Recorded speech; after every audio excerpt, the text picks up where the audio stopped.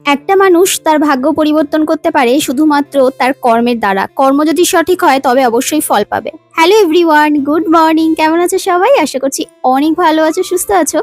একটা ঝাঁ চকচকে ভ্লগ নিয়ে তোমাদের সবার সামনে হাজির হলাম, কারণ আজকের দিনটা কিন্তু ভীষণ ভালো ছিল। হ্যাঁ, তবে বিকেলের দিকে একটু বৃষ্টি হয়, একটু মেঘলা হয়, সেটা বেশ ভালোই লাগে। খুব বেশি ঝড়, খুব বেশি বৃষ্টি বা খুব বেশি ক্ষয়ক্ষতি, যেটা আমি একদম পছন্দ করি না।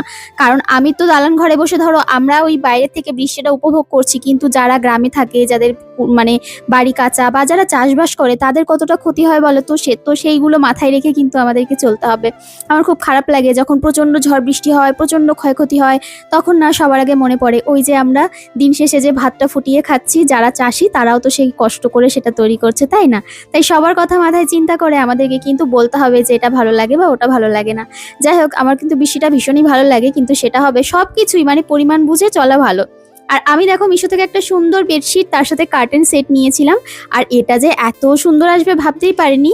আর তার সাথে নিয়েছিলাম আমি এখানে একটা থ্রি পিসের কালারটাও ভীষণ ভালো লেগেছে, তো সেটাই পরে একটু সাজুগুজু করে তোমাদের দেখালাম ট্রায়াল দিয়ে। কেমন লাগছে জানিও। আর দুটোর লিঙ্কই আমি ফার্স্ট কমেন্টে, পিন কমেন্টে দিয়ে দিলাম, আর কমিউনিটি পোস্টও পাবে যারা ইউটিউব থেকে দেখছো। আর তারপরে আমার দোতলার কাজ কমপ্লিট করে চলে আসলাম একতলায়, কারণ মা না আজকে আচার বানাচ্ছে, আর তার সাথে মা বললো আমি রান্নাটাও করছি দাঁড়িয়ে দাঁড়িয়ে। তো আমি ভাবলাম মা যেহেতু রান্নাটা করছে, তাহলে আমি এদিকের কাজকর্মগুলো করে নিই। তো মায়ের ঘরের এদিকে ঝাড় দিলাম, বিছানা চাদরগুলো সমস্ত এক এক করে চেঞ্জ করে দিচ্ছি।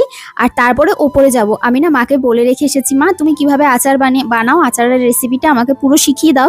হ্যাঁ, এমন নয় যে পারবো না, চেষ্টা করলে অবশ্যই পারবো, কারণ এখন তো সবাই মোটামুটি ইউটিউব দেখে সবই পারে। তবে ওই যে মায়ের হাতের বানানো যে রেসিপি বা মায়েদের হাতের যে স্বাদটা, সেটা কিন্তু আর ইউটিউব দেখা হয় না।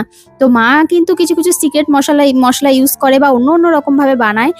তো মা একবার কাসুন দিয়েও বানিয়েছিল বাড়িতে, খুব সুন্দর হয়েছিল। আর আমার শাশুড়ি মা আর কি, আর আমার মাও আচার খুব ভালো বানাতো বিয়ের আগে যখন বানাতো।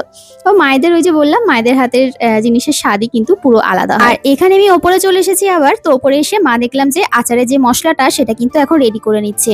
কি কি মশলা দিল তোমাদেরকে তো দেখালাম। এর মধ্যে না একটু জোয়ান দিয়েছিল, তোমরা যখন আচার করবে টক আচার অবশ্যই একটু জোয়ান দেবে। আর সর্ষেটা লাস্টে অ্যাড করেছিল, তাই সর্ষেটা তোমাদেরকে দেখানো হয়নি, মানে কাঁচা সর্ষে দিয়েছিল।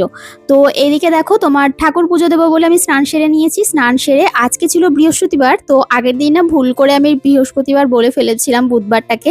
পরে অবশ্য কমেন্টে লিখে দিয়েছিলাম যে আমি বুধবারের ভ্লগটা বৃহস্পতিবার বলে ফেলেছি।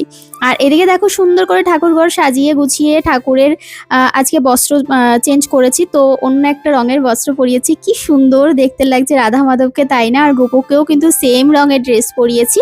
আর এই হচ্ছে আমার মা লক্ষ্মীর সিংহাসন। তো সাজিয়ে গুছিয়ে বৃহস্পতিবার মন ভরে পুজো দিয়ে তারপরে কিন্তু খাওয়া দাওয়া কমপ্লিট